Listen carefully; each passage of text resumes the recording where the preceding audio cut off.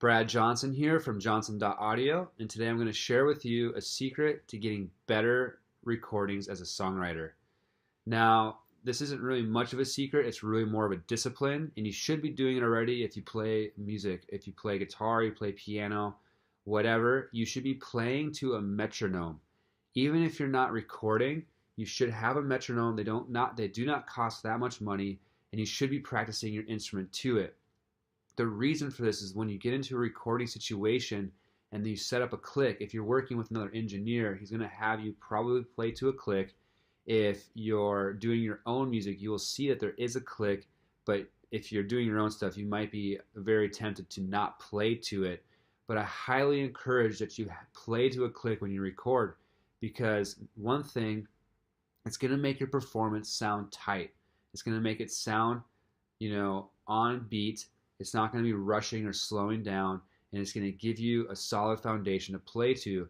And trust me, it will sound tighter if you play to a metronome to not playing to a metronome.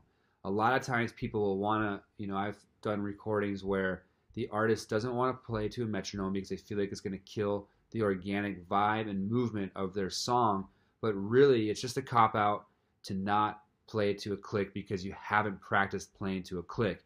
And 100 times out of 100, I find playing to a click sounds better than not playing to a click.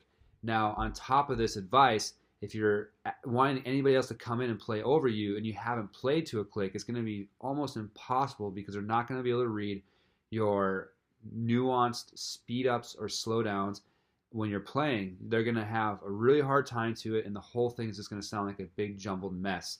Now, singers, if you do not play an instrument, please learn how to sing to a click. Learn how to sing to those beats, because I've worked with some songwriters who are just singers and they didn't really understand rhythm, and half the session was really sitting down and really mapping out the cadence and the beats to their lyrics, and because they would be all over the map. And so learning how to play to a metronome is going to be your best friend.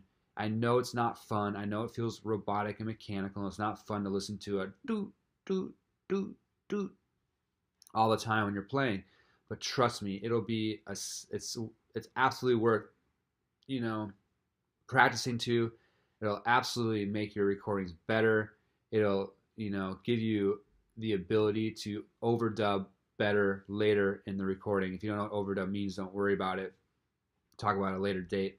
Right now, I just want to tell you, buy a metronome, practice that metronome, get good at using the metronome, using the click. It'll save you so much pain and so much frustration down the line.